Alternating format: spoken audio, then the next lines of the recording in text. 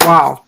This has been quite a journey getting to this beginning. And Yeah. like Robert says, anything worthwhile is most often difficult. And boy, is this going to be worthwhile. This is the manifestation of an idea that came to mind about 3 nights ago about bringing people together that have experiences in these valuable areas that can add value to our lives and give us experiences through the lens of other people around the world. And the first topic happens to be one of meditation, one area that I've had a lot of curiosity myself and wanted to know more and more in depth about this practice, this ancient art that many people, even in the world that we live in right now, practice, and actually it's needed even more so. So let's dive into who we have here on the panel and the topics of their journey and their experience with the art of meditation. First, we have Kimberly, who is joining us from Orlando, and then Yes. we have Robert, who's joining us from the other side of the planet. Where exactly are you right now in Hong Kong? I am in Shenzhen, China, right outside of Hong Kong. Okay, very, very cool stuff. So they both have been practicing meditation. Kim, how long have you been practicing meditation? I'd say about 2 years. 2 years. That's Yeah. incredible. And then Robert? Likewise, about 2 years now. That is I have. And I wanted to know, Kim, what finally pushed you to begin? Because you might have had curiosity for a long time, and then something happened in your life where it was time to begin. What was that beginning point for you? Why did you decide to begin? There was a point in my life that I asked the universe for a relationship to get better or worse, and to definitely give me an answer. And ask and you shall receive. And the answer was very clear. And I had to take a step back and just kind of look at myself and be like, I want all of me again. Because I had given my energy and myself to this person and got nothing back. So I lost the love of self. So when I did that internal, I was introduced to Access Consciousness, The Secret, all of that, and just more communicated with body to find that love connection again with myself. So in meditation, I don't use music or anything. I just go emptiness and quiet, and I'm able to tune into my body, communicate, remove things, and really just have a self connection deeper. That is beautiful. I mean, that's so rare. That sort of language is so rare. Connection with yourself. The only connections we have right now is to Wi-Fi. That's the world. Exactly, I know. That's how we refer to the word connection. And Robert, what was the beginning of your journey like? Why did you decide to finally begin something that you might have been thinking about beginning? What motivated you to finally start? Well, a lot of things, to be honest. All right, so me and I actually have to really thank my little brother for getting into meditation. But me and him, we grew up in a really rough household. We had lots of stuff going on. We had doctors prescribing us this and that, telling us we had this and that. And it was finally when I got older, I just realized, why am I taking all of these prescription drugs? Do I really have these problems? And I was getting sick of it. I was getting sick of the side effects. I was getting sick of dopamine goes up, dopamine goes down, this and that. And I was like, there's got to be another way. So me and my brother, we started researching these things, and we learned about it. We actually learned about it through Buddhism, and we ended up researching on YouTube about the way of life of Buddhism and how mindfulness can be integrated into your daily life.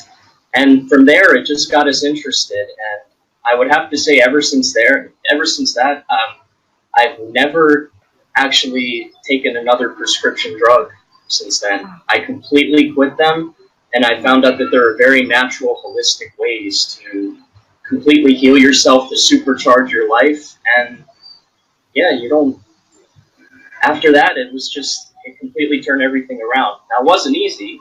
I'm not always perfect. I wasn't consistent in the beginning, but it's a journey, and journeys are rocky and perilous in the beginning.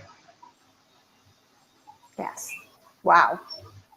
So yeah, that's how I got introduced to meditation. There's quite a lot more to say other than that, but we'll leave it at that for this question.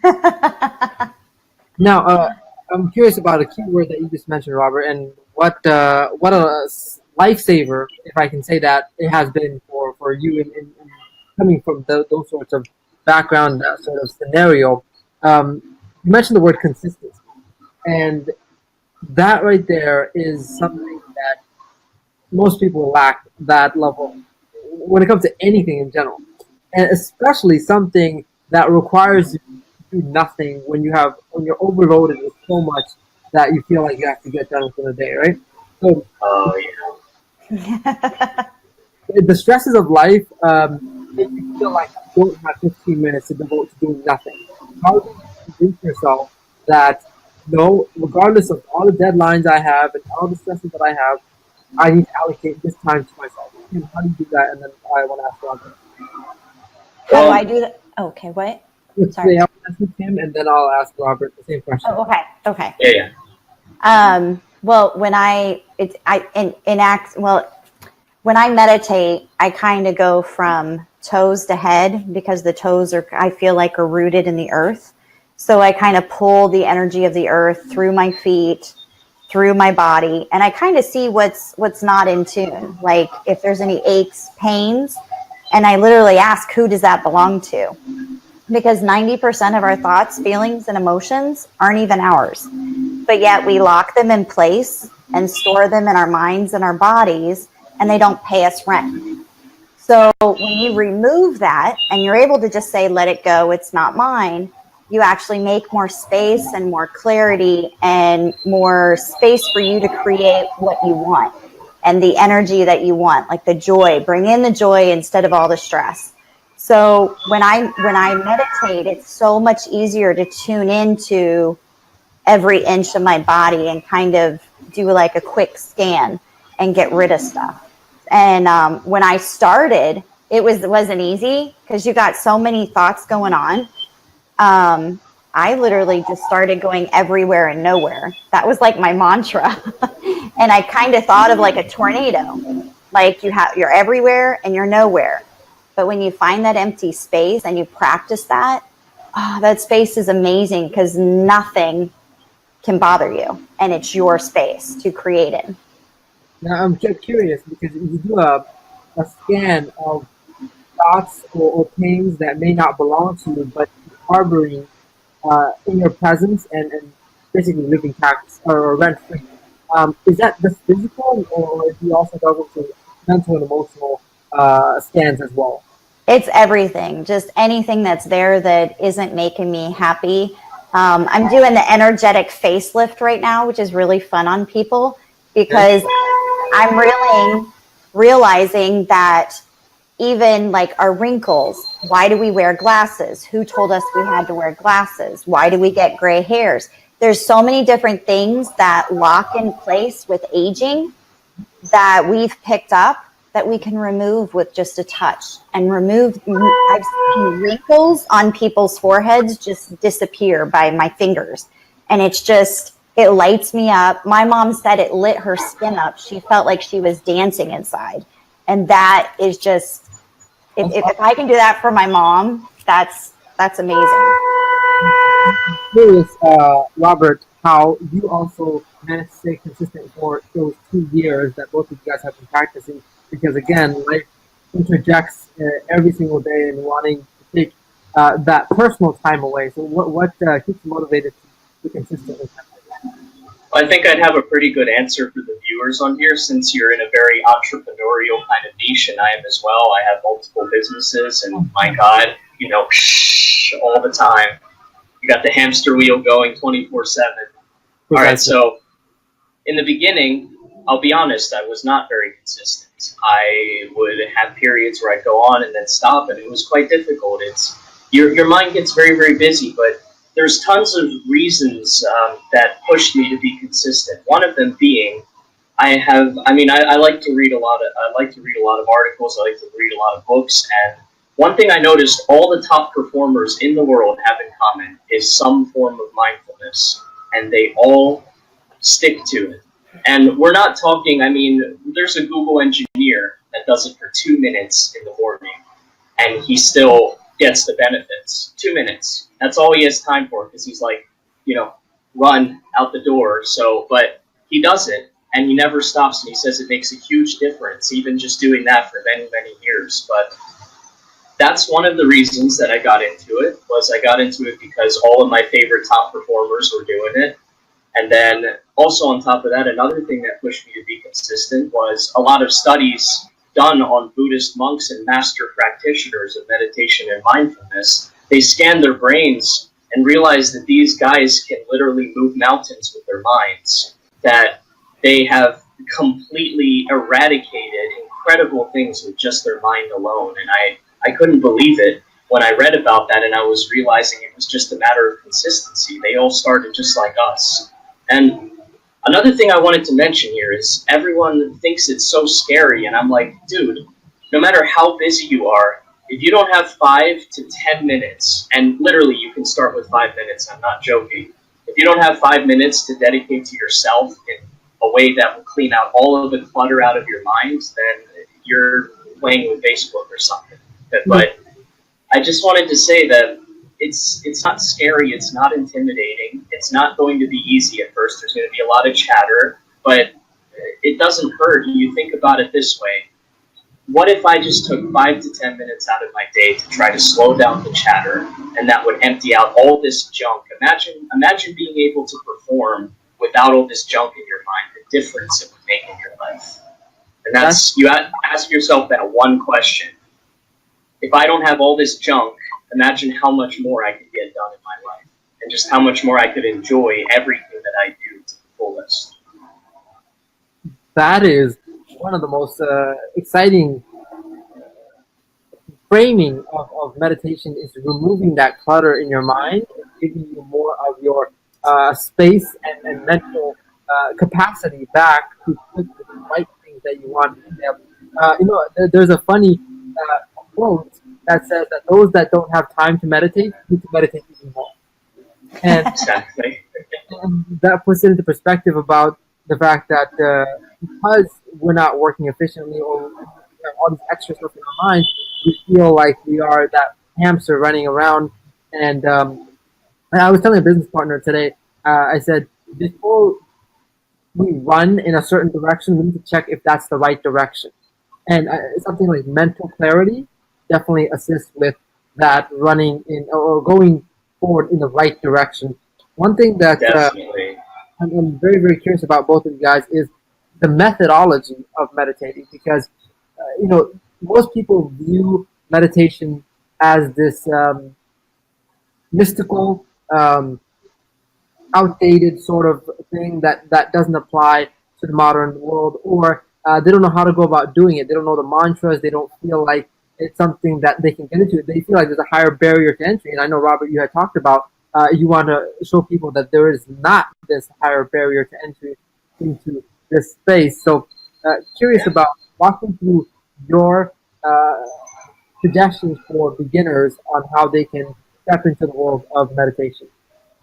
All right, so there's an incredibly low barrier to entry. There are many different ways of doing it, actually.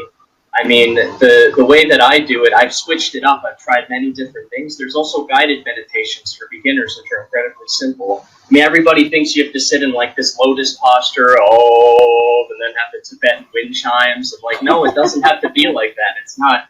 But that's the problem. That's the stereotype that's perpetuated onto us about this. So we think, man, I need to like go to Tibet and sit in a mountain with these mystical monks and learn to study for 5 years the ancient scrolls of enlightenment. I'm like, no, you don't. It's all about not emptying your mind. It's learning how to live with your mind. It's like the way that a lot of expert mindfulness practitioners have talked about it is that your thoughts are kind of like these small clouds that go by, and you just watch them. You learn, instead of letting them become your life, you learn to watch them. And you learn to have your own space away from them. But the simplest way to start is really guided meditation. There's 2 phenomenal apps for all those tech users out there, because I know millennials are interested in this. There's one called Calm, and there's one called Headspace. Yes. And they're both phenomenal. Calm is really, really good on the free level. Headspace is more pushing towards paid content. They're both phenomenal, though. Great content, great instructors. And literally, you just find a comfortable chair. You sit upright. I would recommend for beginners to listen to some binaural beats to get some you know, I'm forgetting it, that they're called beta waves or theta waves, but essentially the right frequencies of their brain to calm them down, and just follow what the instructor says. Close your eyes. They will teach you what to focus on, and eventually you evolve from that. And you can choose 5 minutes, you can choose 10 minutes, That's and that's it. that's probably one of the most practical ways of beginning, especially because you mentioned the two apps. In fact, I've actually used Headspace myself, and I found that quite helpful. And I would actually recommend that to others. I haven't tried the other one, the Calm. Calm. Kim, have you tried Calm? I've tried Calm. There's also one called Insight Timer. But Headspace is like a really cool app because it like says, okay, focus on something for a few minutes. And it really gets you into that meditative, tune things out. And it steps you up over time.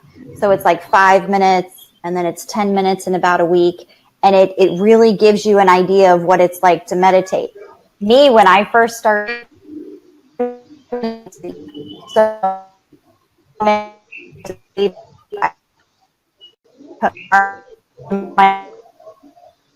Uh-huh. everywhere just clear.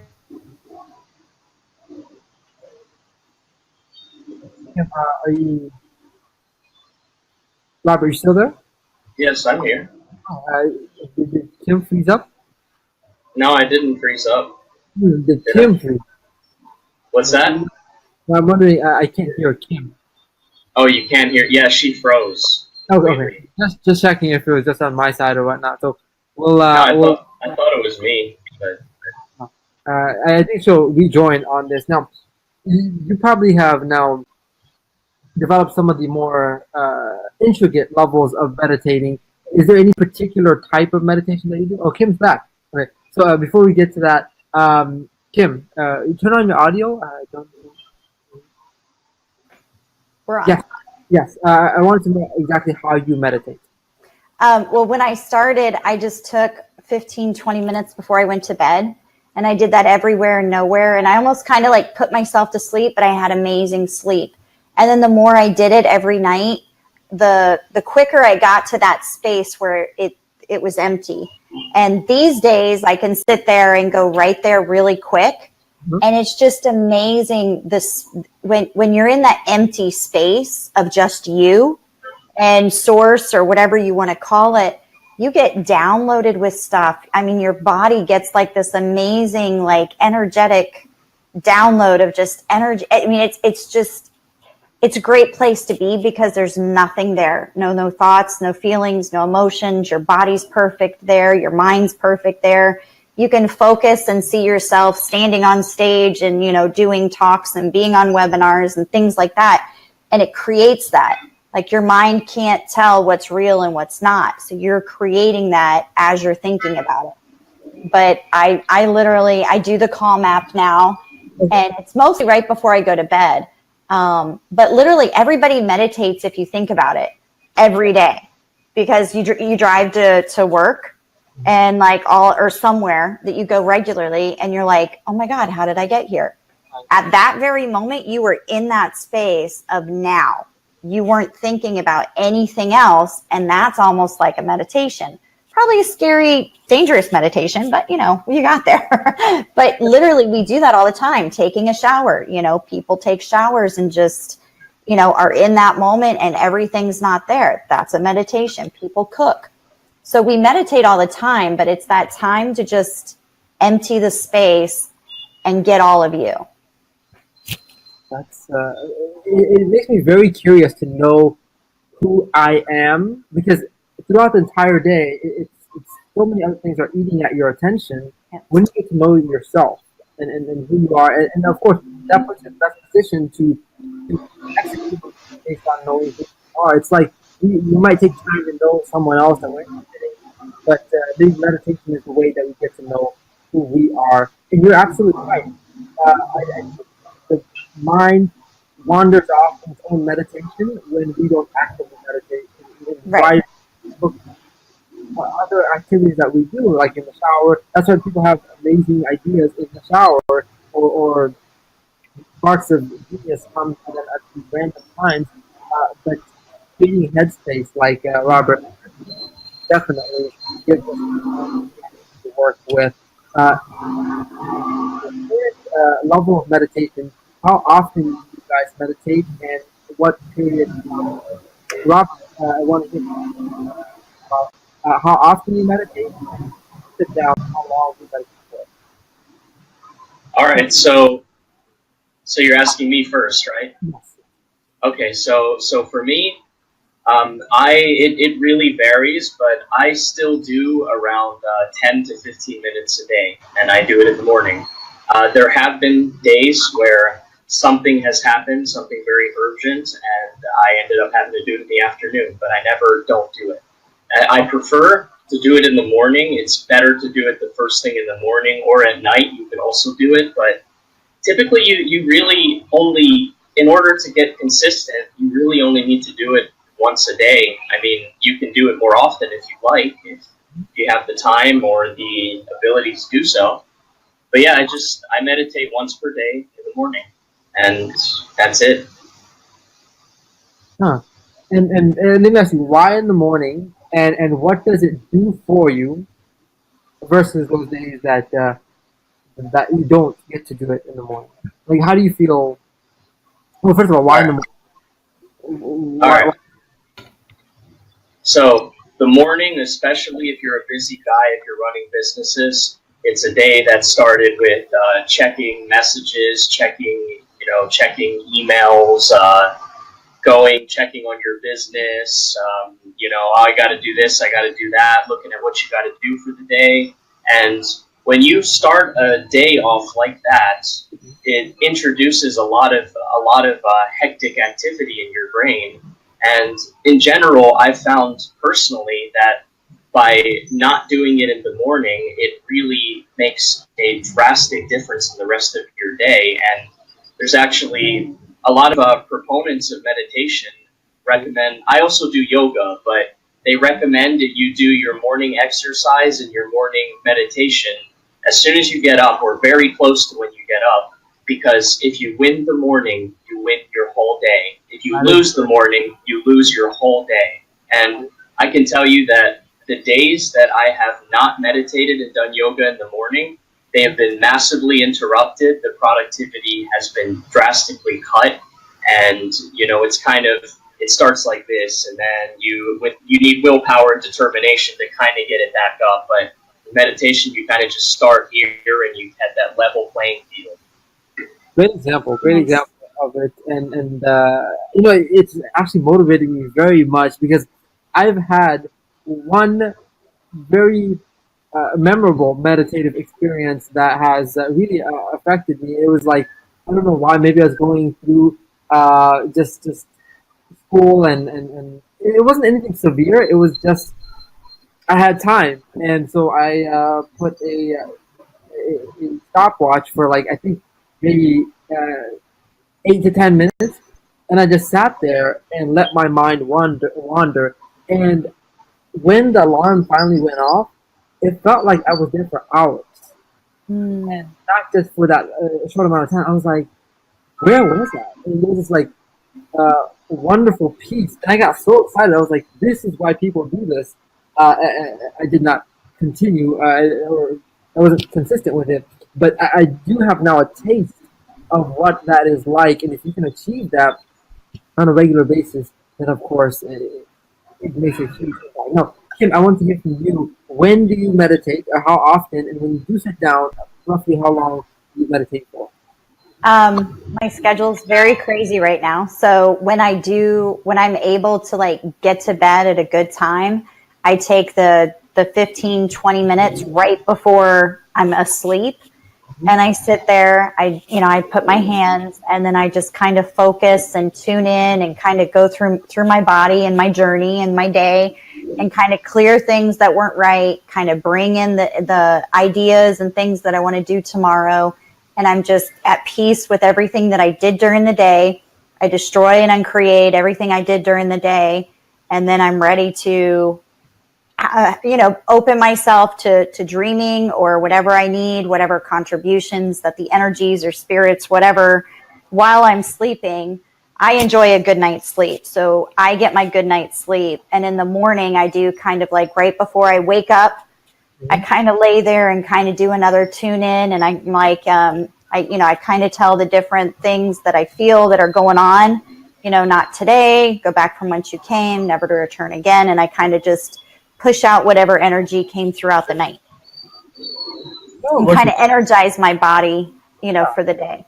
It's very interesting because combining both of what you guys have said, Robert saying that meditation in the morning, you win the morning, you win the day, and Kim at night revisiting, creating and destroying the events that have happened to give you guys an analysis of how the day has gone and open yourself up to a restful night.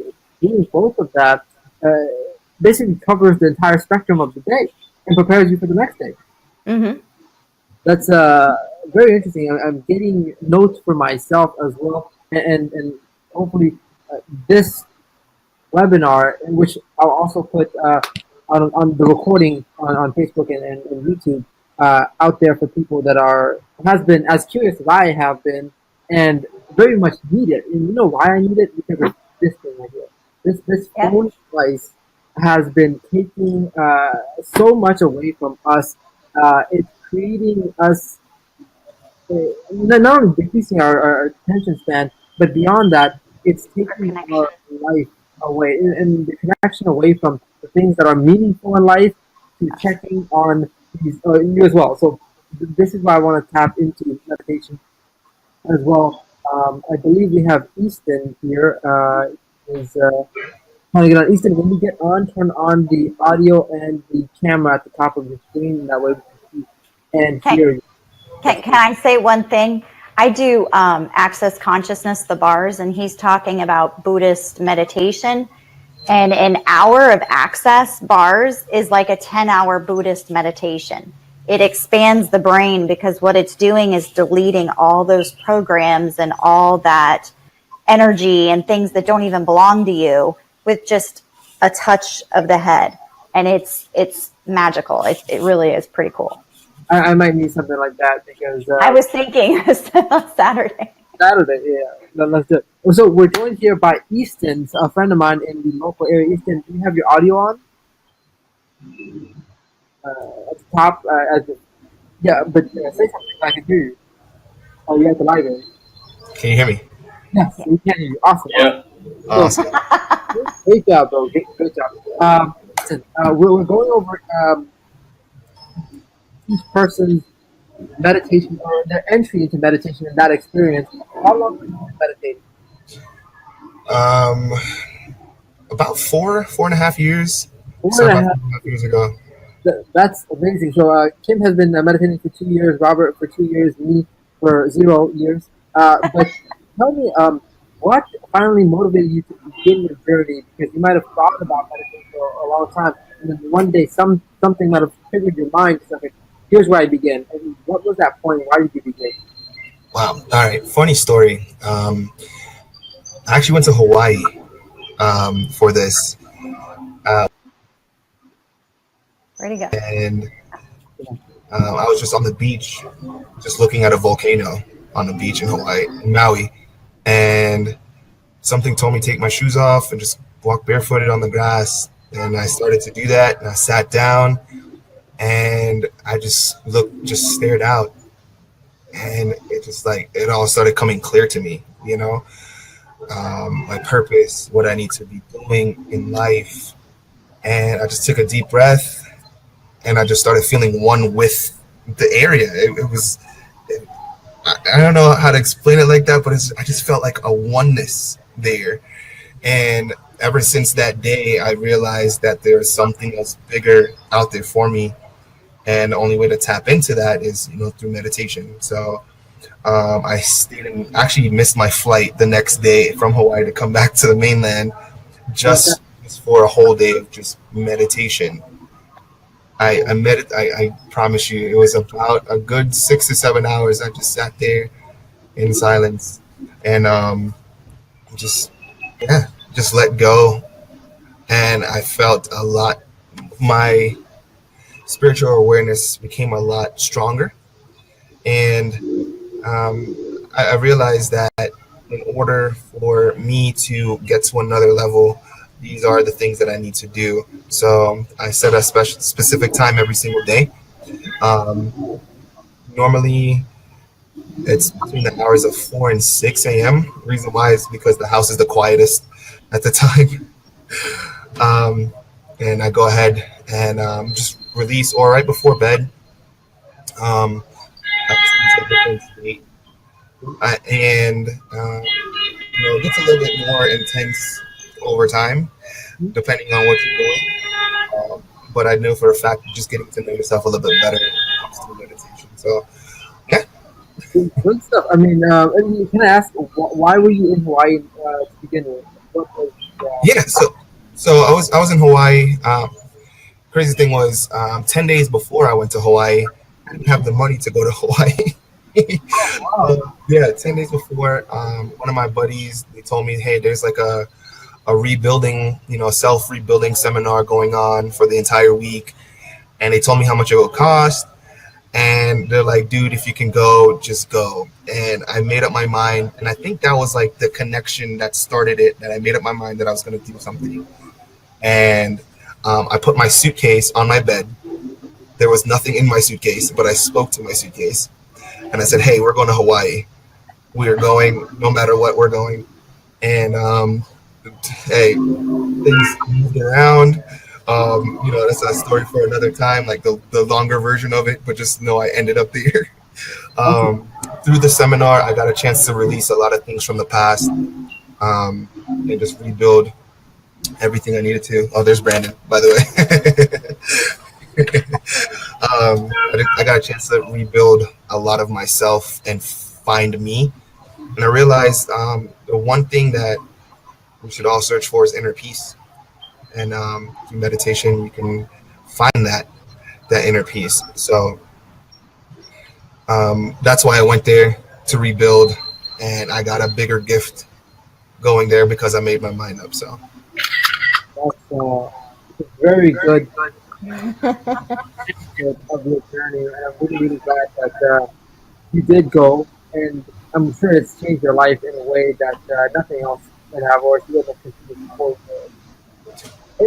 I'm curious. You said 4 to 6 a.m. What are you doing at 4 to 6 a.m.?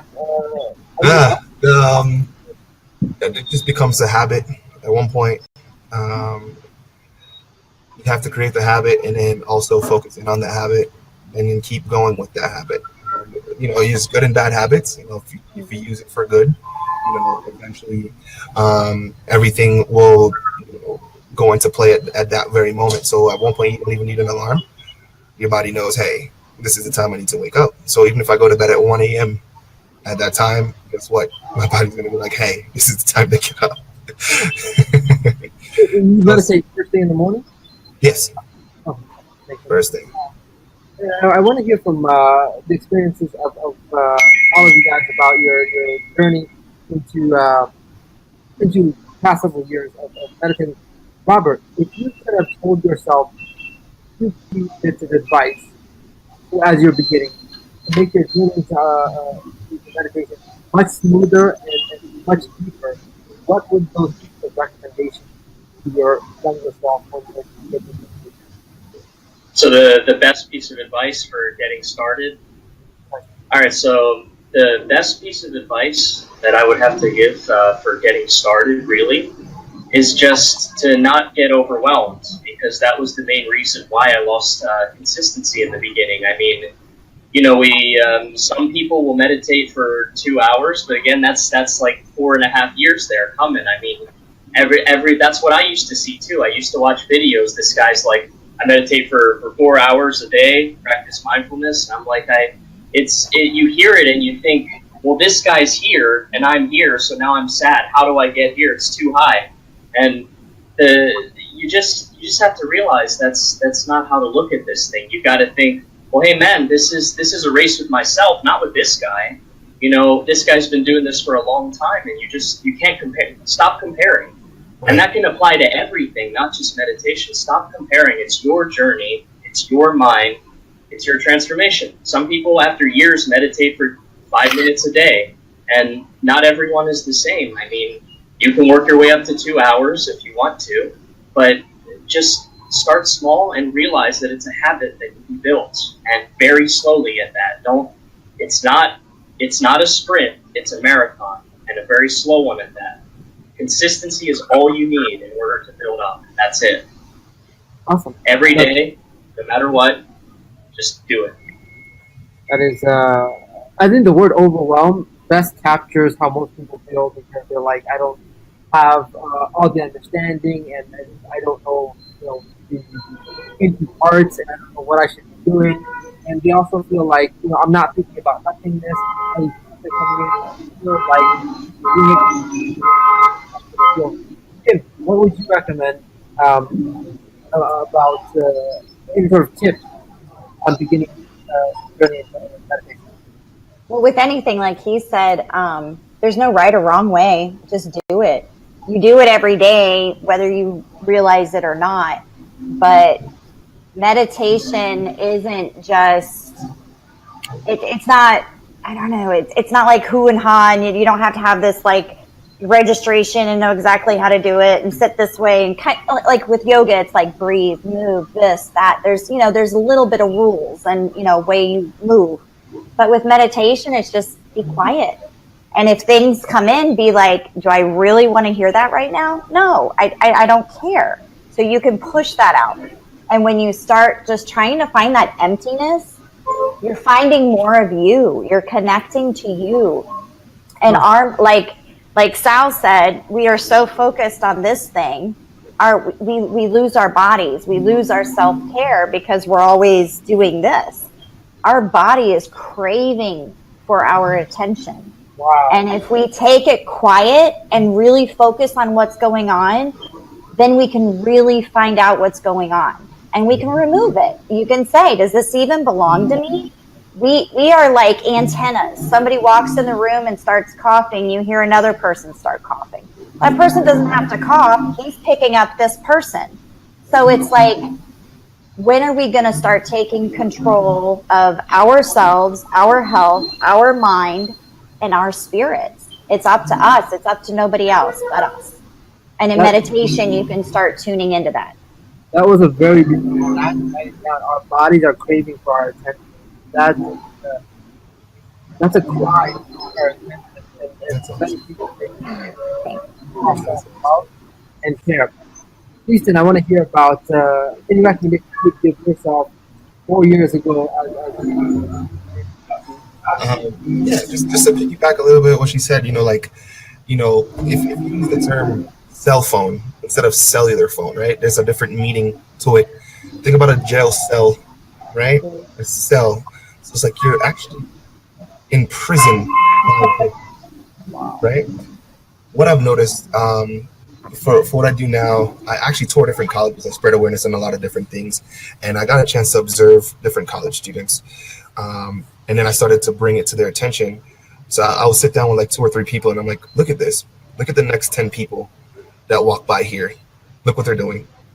And it's either they're in their headphones or they're on their cell phone or both.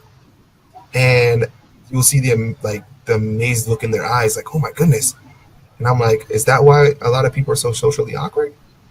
Because they don't look up. I'm like, you're in your cell phone. You're really imprisoned by this thing, right? There's times I'll see one of my friends we're at dinner and someone's on their phone, and I'll play this game. I'm like, all right, everybody put your phone in the center. Whoever reaches for their phone first pays for dinner. Right? Oh, that one. So we stack our phones on top of each other. Everybody stacks their phones, and whoever reaches for their phone first has to pay for everything.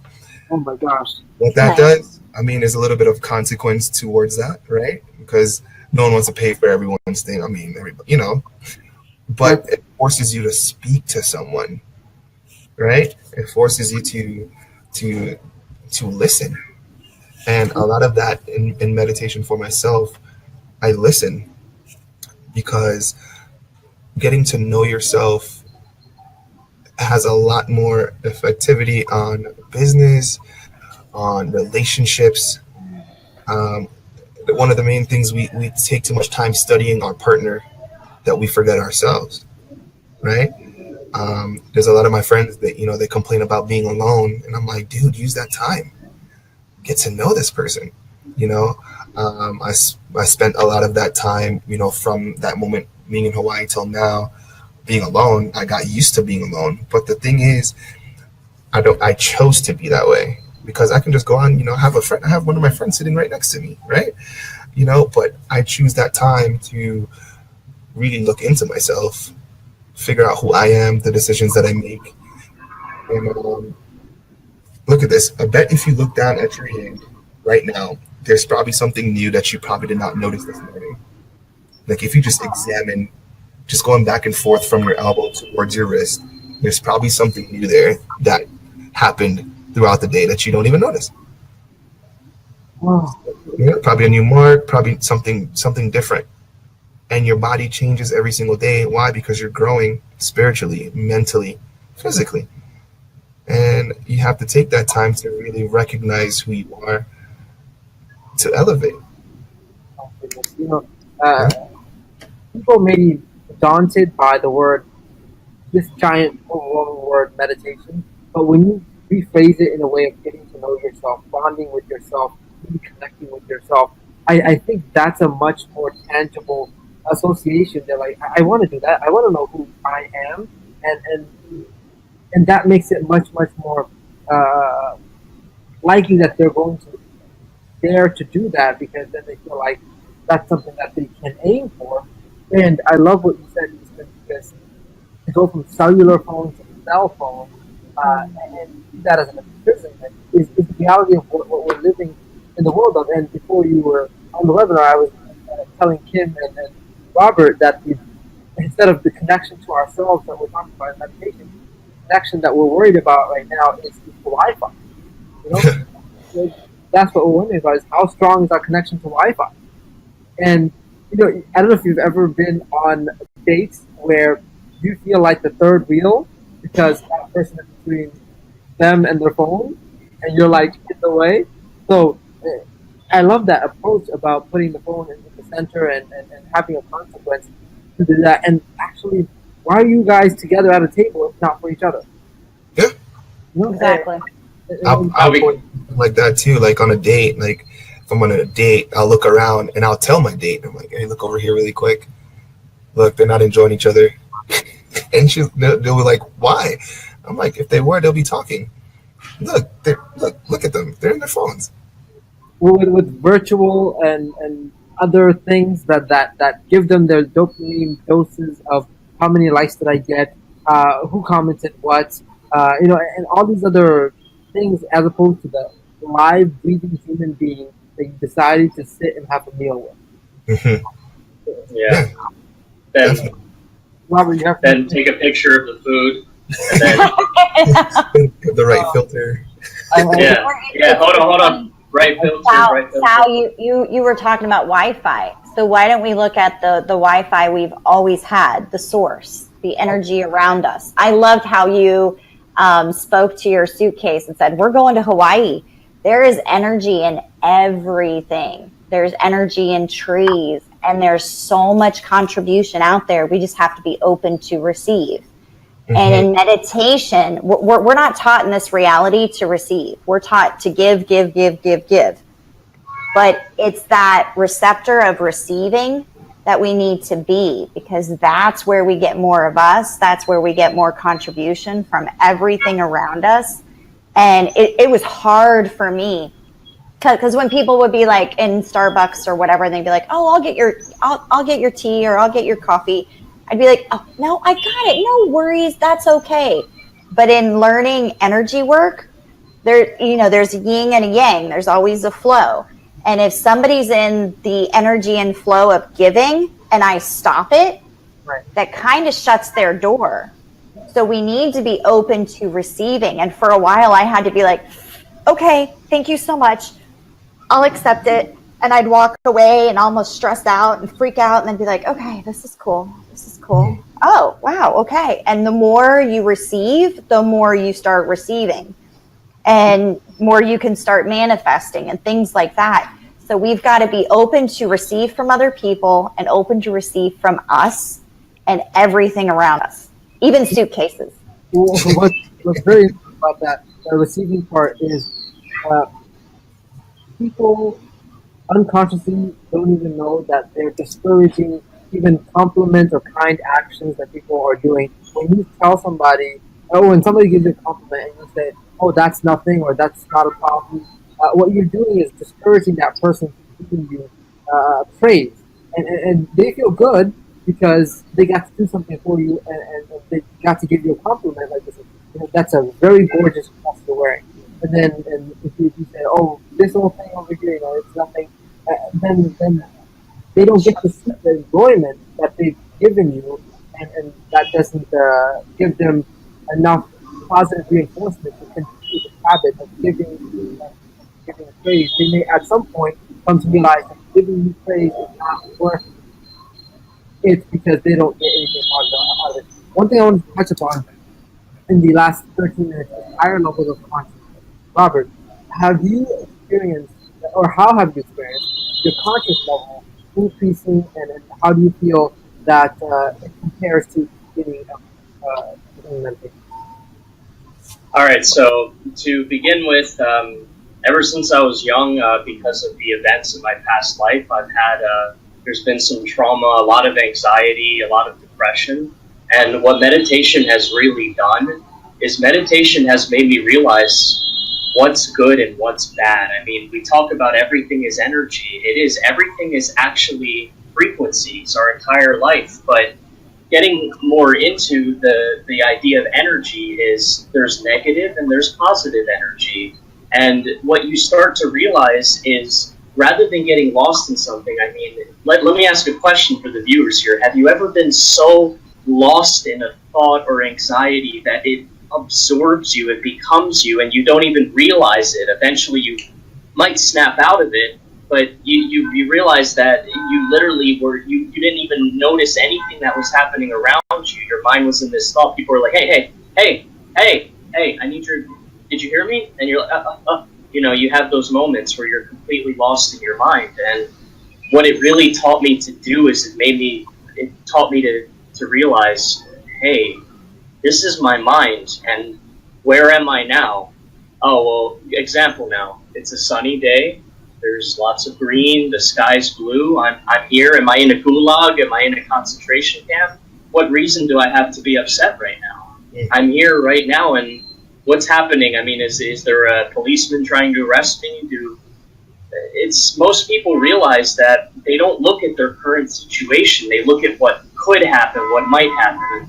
Let me tell you guys, you might have heard this before, but I can tell you for a fact, 95% of what you demonize in your head, what your inner demons, your anxiety, never happens. It never happens. But your mind makes it so real. And that's just one thing that I've learned is I've learned to separate those things. I've learned to realize that while anxiety and depression are real, they do, you know, they are a product of the chemicals in your brain. They can be balanced naturally. Dopamine can be obtained naturally, but it's these phones, it's a dopamine from artificial sources. I mean, dopamine is something we need. I mean, we have receptors in our brain, feel-good receptors, but they're stimulated naturally through our ancestry. And now we have, you know, now we have this, we have that, we have likes, we have variable reward systems. There's that master psychologists have engineered to addict us. And what meditation will do is it will make you realize these things. And there's also another, later, right before we leave, I'll go ahead and grab a book I want to show you guys to read that will really, really open up your mind about these things. Nice. But it teaches you to be here now. I love some of the stuff that you said because we take a lot of pictures on the phone, but we don't take in the scenery in our heads. Like, I am here consciously surrounded by people I love, maybe with your family, maybe with your friends, embracing that moment and capturing that feeling so that you're not just taking a picture of your food and you know, like, you go past this beautiful moment in life. and you don't have that much to remember because you weren't conscious in that moment of this is happening right now. I'm surrounded by people that mean the most to me, and absorb that in a different type of photograph, which is emotional, mental, consciously being there. I am physically here and enjoying this moment. That And is one more thing I wanted to add as well. Just one more, just a quick challenge. All right, so anytime someone goes to anyone and the viewers, anyone go to a beautiful place, somewhere very beautiful. I don't know, it could be Hawaii, it could be to a nice park. Okay. Go there and don't take a single picture. Just look around you, listen to the sounds, and watch it with your eyes. Look at that, guys. What do you see here? Yeah, Everyone else is trying to capture a picture of the moment, yeah, and she's the only one experiencing the moment, yeah. right? So if you go to Google, you type in "old lady not taking picture," you'll see that. And it's like it teaches a lesson, though. Wow. You know, Yeah, it's so rare that it has to be the number one in search results. like for just to piggyback off what you were saying, like the thing is, in every negative situation, I try to find a positive out of it, because a lot of times people soak in the negative so much, and they let that eat them up a little bit, so it holds them back. So it's more like an anchor. And think about it, an anchor stops a ship from cruising, right? So I think of myself as a ship, that a big giant cruise ship that likes to cruise, and these things are anchors that will hold me down. Sometimes you have to release that anchor. So think about this. Let's just say you got in a car accident, right? Well, sorry you got in a car accident, but find the positive in that. I'm still alive. Maybe it's an old car that I was going to get rid of anyways. My insurance company got me a whole new one. Guess what? There's a positive in everything negative. And if you focus on the negative more, you will attract more negative, right? So if you find a positive in that situation, you're going to attract more positive. So the thing is, like she said, we're all connected in some shape or form. I feel like we're all living on a grid, and we're all connected by that. So there was a cool story I heard from the past. There was a small island off the coast of Japan, and there were some monkeys that were living on the island. And like every day they would fly over and they'll drop potatoes on the beach for the monkeys to eat. Every single time they'll drop the potatoes on the beach, there will be sand on the potatoes, and the adult monkeys will get pretty upset. They can't really eat the potatoes because there's sand on there, right? So two of the baby monkeys found out that you can actually, wash the potatoes off in the ocean water to get the sand off, and then they can eat it. Then they taught the older monkeys, right? About a few miles over on another island, there was another group of monkeys, and they were doing the exact same thing. They were dropping the potatoes. It was actually getting sandy. They were still getting upset. All of a sudden, they all figured out how to wash the potatoes also. So they were thinking, wow, they're connected that much that they didn't have to be on the same island to figure out the same exact thing that was going on. So I think about it like this. She was saying, when someone's coughing in a room, somebody else might start coughing. What about when you yawn? You might trigger an entire field of people yawning, right? You ever had that, you thinking what I'm thinking, right? Or great minds think alike, right? We're actually connected. And we're just or when someone's in a foul mood and it spreads like wildfire, like you can feel it. Somebody's like, and you're just like, yeah. So it's like, scientists have proven that there's like the first cell in all of us that has been created. They cannot pinpoint where it came from. There is no scientific proof. It's called the God particle. right. And we all have it. All the animals, all the humans, all the plants. If you go online and look under sacred geometry, holy crap, you'll see it everywhere, and you'll see everything flows the same, and we're all just, like he said, we're all one. We are. I mean, looked into online, one thing that got me into it a lot more about learning about me was a YouTube channel called Spirit Science. So I looked into that a lot. That's what I'm talking about. Yeah, Spirit Science. They talk about a lot of sacred geometry, what you should eat. I didn't know, like, there's different things, like, that slow down. Spirit Science. Yeah. Spirit Science.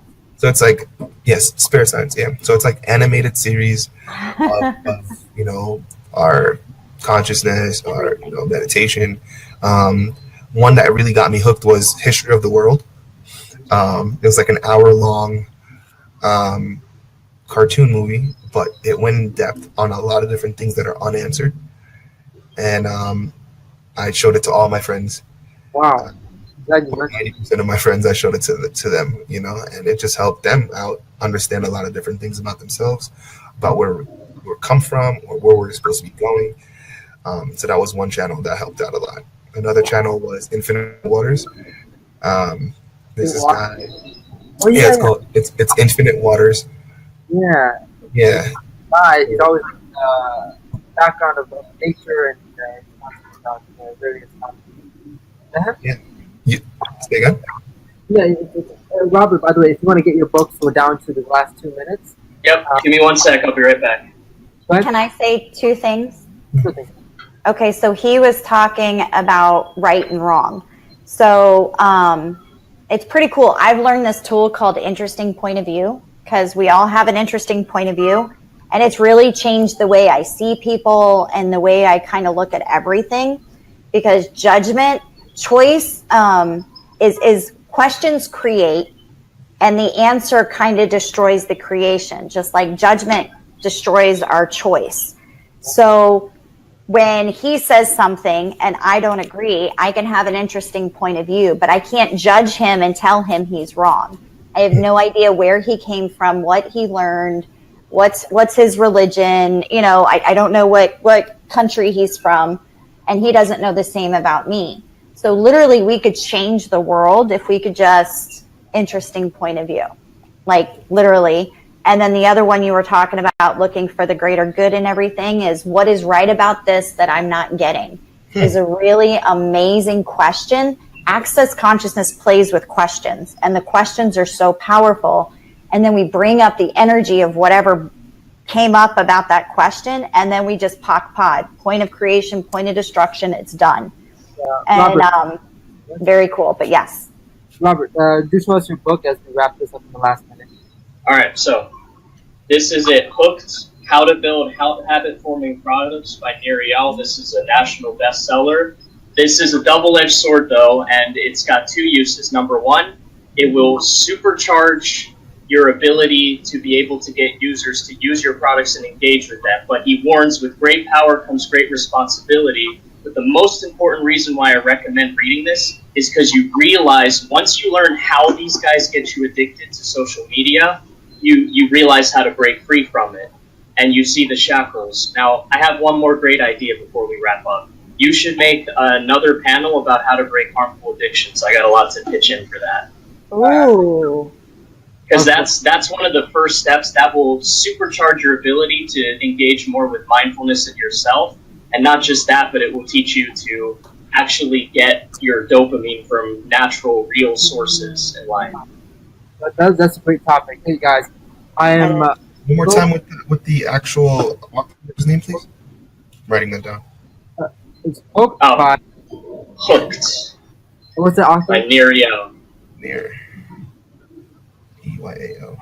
Okay, guys, this is the beginning of this journey that has come into my mind just a few nights ago, and I'm so grateful to you guys for being a part of the very, very first episode that we have done of this hour of empowerment. Very valuable information. In a way, we've learned from each other, and many, many people will see this in not only the recording, but moving forward as we become consistent with this.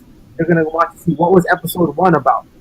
What was episode 2 about, episode 3 about. So, truly appreciate you guys taking the leap of faith with me into this unknown. We talked about a lot of things that have inspired me as I'm on the journey of self-development. I think we all are on the journey of entrepreneurship, and an integral part of that is self-development, and an integral part of that is getting to know yourself, and the core of that is meditation. And so I'm really glad that we began this journey with something that is appropriate and needed so much more now than ever before. And I'm so grateful to all you guys, Robert and Houston. Thank you guys from the bottom of my heart for being No here. problem. Namaste.